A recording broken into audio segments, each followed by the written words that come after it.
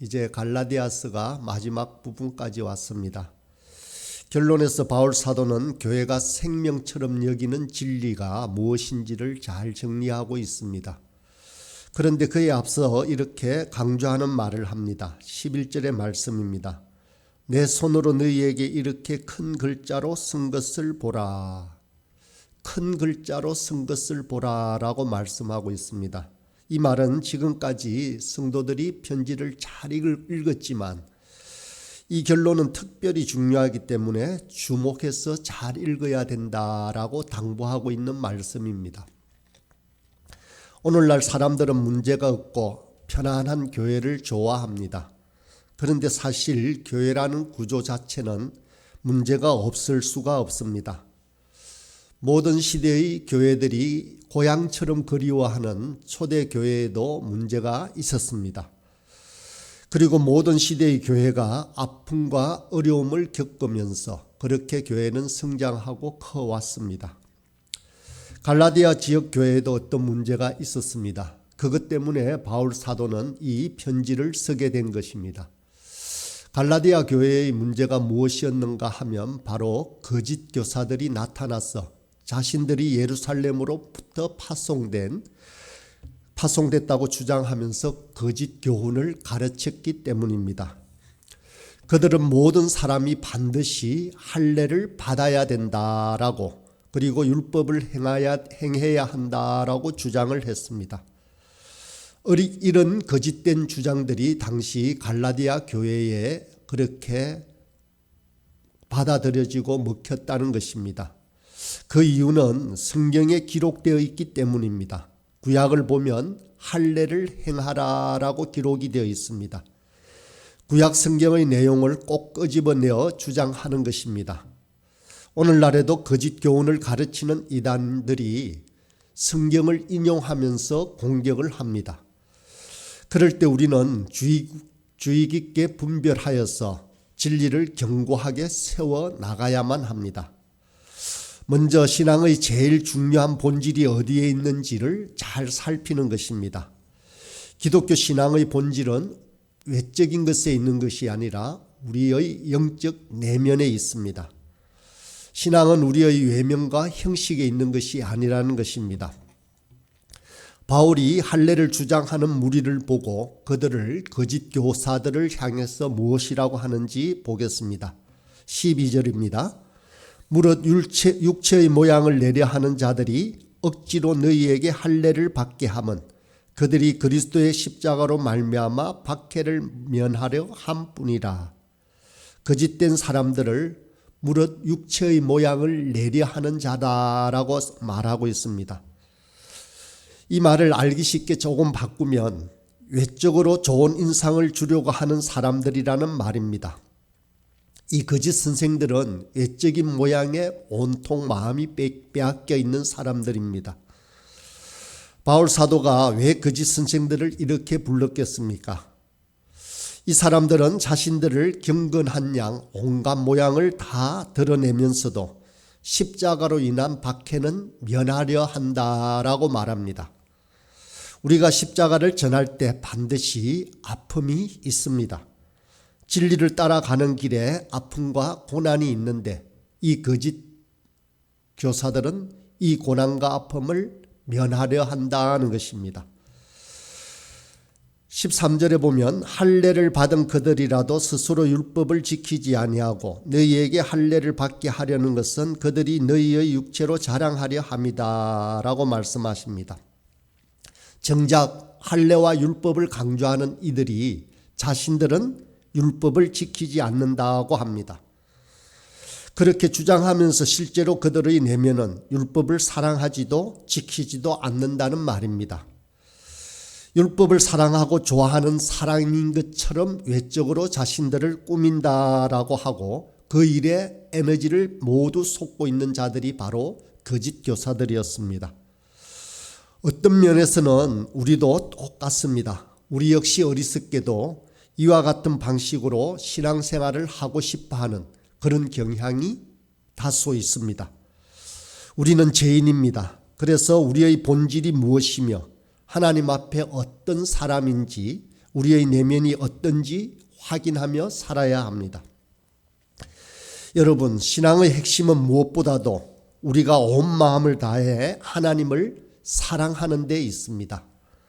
주님께서 우리에게 말씀하시기를 내 마음을 다하고 목숨을 다하고 뜻을 다하여 주 너의 하나님을 사랑하라고 하셨습니다.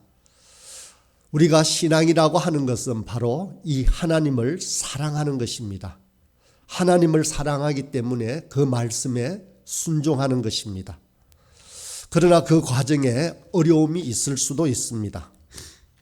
하지만 말씀을 순종하기 위해서 고난과 시련을 겪으면서 주님을 따라가는 사람들이 바로 성도들입니다. 그런데 거짓 선생들은 율법을 지키려고 하지도 않고 율법에 관심도 없습니다. 그런데 할례를 주장하고 율법을 주장합니다. 신앙의 껍질만 남아있는 것입니다. 본질과 핵심은 다 떠나 있는 사들이 바로 거짓 교사들입니다. 이사야서 29장 13절을 보면 하나님이 이사야를 통해서 이렇게 단식을 합니다. 이 백성이 입으로는 나를 가까이하며 입술로는 나를 공격하나 그들의 마음은 내게서 멀리 떠났나니 그들이 나를 경외함은 사람의 계명으로 가르침을 받았을 뿐이다 라고 말씀합니다.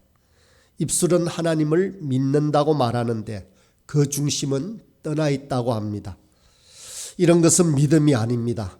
우리가 아무리 입술로 나는 예수님을 믿어요 라고 고백하여도 중심에 진정성이 없다면 믿음이 아닙니다. 우리의 내면이 바뀌어서 그 변화가 입술과 함께 반드시 행함으로 드러나야 진짜입니다. 우리가 믿는 기독교는 입으로 말하면 구원받고 입으로 말하지 않으면 구원받지 못하는 그런 종교가 아닙니다. 기독교의 첫 번째 핵심은 15절을 통해 확인할 수 있습니다. 할례나 무할례가 아무것도 아니로되 오직 새로 지으심을 받은 것만이 중요하니라 라고 말씀합니다. 핵심은 바로 새로 지으심을 받는 것입니다. 다시 말하면 거듭나는 것입니다. 신앙의 핵심은 우리 내면이 다시 태어나는지에 달려 있는 것입니다. 우리는 죄인으로 태어났습니다. 모든 죄인은 하나님을 미워하는 특성을 가지고 있습니다. 그래서 로마서 5장 10절에서는 모든 사람이 하나님과 원수되었다라고 했습니다. 사람들이 외적으로는 종교적인 옷을 입고 있을지 몰라도 주님을 바르게 만나기 전에는 하나님을 원수처럼 생각하는 경향이 있다는 것입니다.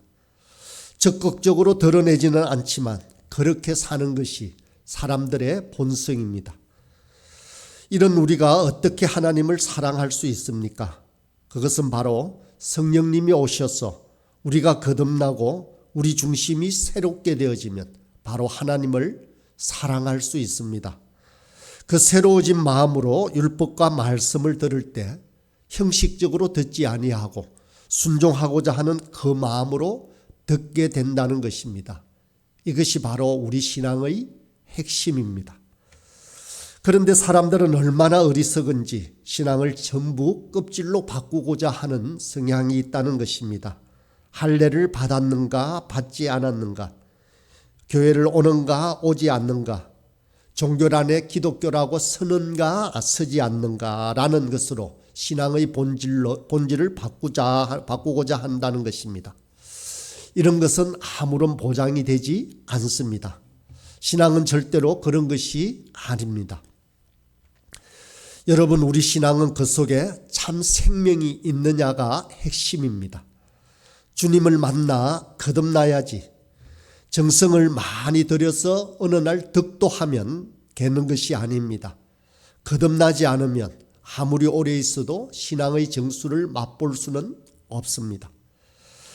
갈라디아에서 바울이 우리에게 들려주는 두 번째 기독교 핵심적인 진리가 무엇인지 살펴보겠습니다.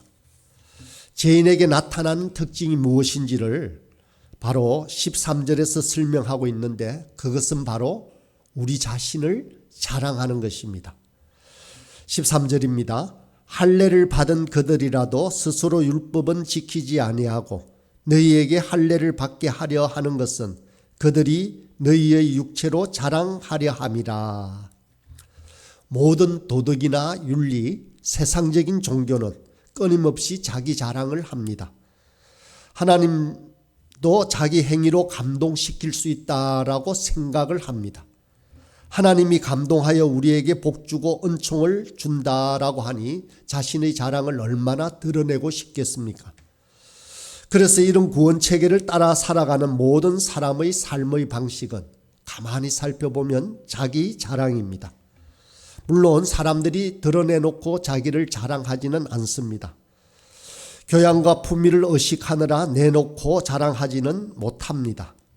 그러나 말은 하지 않지만 다른 사람이 알아주기만 하면 마음속에 기쁨이 넘쳐나고 그것이 목적인 양 살아갑니다. 그러나 이렇게 사는 것은 성도의 방식이 아닙니다. 성도들은 자랑할 것이 없습니다. 왜냐하면 은혜로 구원받았기 때문입니다. 우리가 값을 지불하고 받은 것이 결코 아닙니다.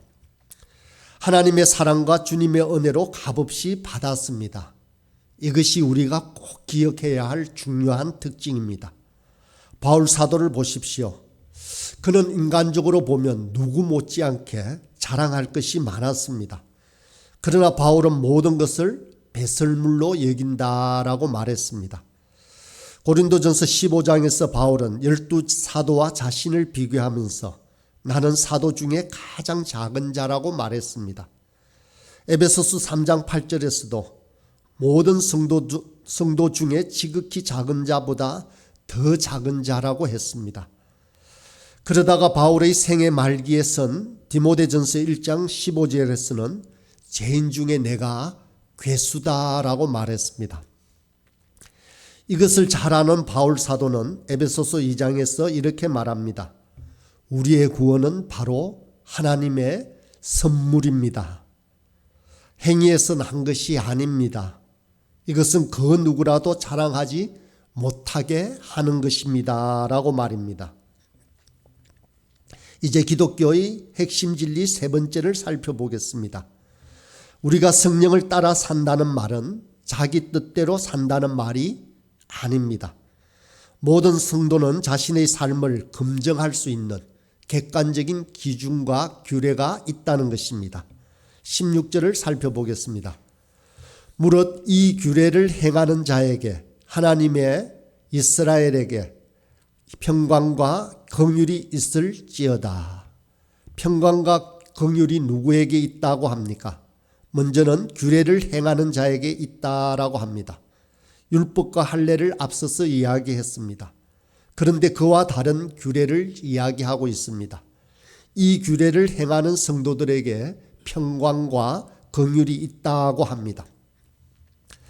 어떤 사람들은 다른 사람들이 나를 보고 뭐라 하든지 나는 이 길을 간다라고 하는 주관적인 확신이 있는 것처럼 말합니다.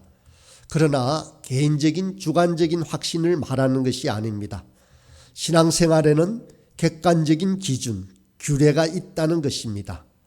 이 규례를 행하는 자에게 하나님의 평강과 긍휼이 있다라고 하는데 이 기준이 무엇이겠습니까?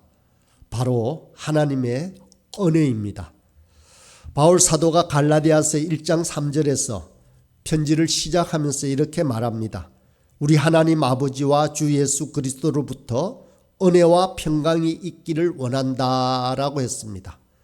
그리고 갈라디아서를 마치면서 마지막 절에 형제들아 우리 주 예수 그리스도의 은혜가 너희 심령에 있을지어다라고 말합니다. 심령에 은혜가 있기를 간구합니다. 하나님께서 우리를 위해 행하신 귀한 일이 은혜라는 것을 아는 것이 바로 여기서 말하는 규례입니다. 사랑하는 여러분, 우리 속에도 우리를 스스로의 힘으로 떳떳하게 세우고 싶어하는 율법주의적인 경향이 있습니다. 그러나 주님이 우리에게 가르쳐 주신 그 기준을 따라 사는 자들에게는 평강과 긍휼이 있다라는 것입니다. 바울 사도에게는 자신의 삶을 검증할 수 있는 객관적인 규범과 기준이 있었습니다. 17절을 읽어보겠습니다. 이후로는 누구든지 나를 괴롭게 하지 말라. 내가 내 몸에 예수의 흔적을 지니고 있노라. 바울 사도에게 있어서 그 기준은 무엇입니까? 바로 자기 몸에 있는 예수의 흔적이라는 것입니다. 흔적이라는 말은 헬라어로 스티그마타라고 합니다. 이 말은 과거에 주인이 노예나 짐승에게 자신의 소유권을 표시하기 위해서 찍어놓은 도장을 말합니다. 사도 바울은 자신의 소유권이 예수님께 있고 예수님이 자기 주인임을 보장하는 도장이 찍혀 있다라고 말하는 것입니다. 바울 사도에게 찍혀 있는 도장은 무엇입니까? 거짓 교사들이 말하는 할례가 아닙니다. 바울 사도가 말하는 예수의 흔적은 바로 고난입니다. 예수님 때문에 수없이 맞았던 매의 흔적, 40에 감한 매를 5번이나 맞고 태장으로 맞고 수없이 맞으면서 몸에 남은 고난의 흔적을 말합니다. 우리에게 있는 예수님 믿는 표는 무엇입니까? 매 자국이 아닐 수도 있습니다. 그리고 태장으로 그리고 몽둥이로 맞은 고난의 흔적이 아닐 수도 있습니다. 그러나 결코 예수 믿어서 잘되고 형통하고 편안한 것만이 예수 믿는 표는 아닐 것입니다. 여러분, 교회에서는 대체로 예수 믿으면 복을 받습니다라고 가르칩니다. 정말로 복을 받습니다. 복이 없다는 것이 아닙니다. 고난만 있고 매 맞는 일만 있고 핍박만 있다는 것은 결코 아닙니다. 그러나 우리에게 하나님이 주신 형통과 평안과 안식이 있지만 성도가 자랑하고 기뻐하는 것은 그것만이 아니라는 것입니다. 우리는 예수님께서 고난의 길을 가셨던 이 땅을 살면서 주님이 영광을 받으실 그날이 올 때까지 우리는 예수의 사람으로 자랑하며 살아가는 것입니다. 우리 믿음의 선배들은 우리 주님과 함께 고난의 길을 기뻐하였습니다. 그래서 그들은 모두 고난이 주님을 따라 사는 흔적이라고 생각하면서 자랑하며 살았습니다. 신앙의 핵심은 그저 세상과 똑같이 육체를 좋아하면서 몸이 편하고 형통한 것이 아닙니다. 어쩌면 그렇게만 교회가 꾸려진다면 진리를 송두리째 잃어버리는 것입니다. 그러면 교회는 세상의 조롱거리로 전락하고 말 것입니다. 우리에게는 엄청난 복이 있습니다. 형통함이 있습니다. 그러나 하나님이 많은 복을 주시지만 성도는 주님의 흔적이 내 몸에 나타나는 것을 기뻐하고 즐거워해야 한다는 것입니다. 사랑하는 여러분, 저와 여러분의 삶에 이런 흔적과 간증이 풍성했으면 좋겠습니다. 그래서 많은 아픔을 겪고 있는 이 땅을 치료하고 새롭게 하는 귀한 은혜가 우리를 통해 흘러 넘치기를 간절히 소원합니다.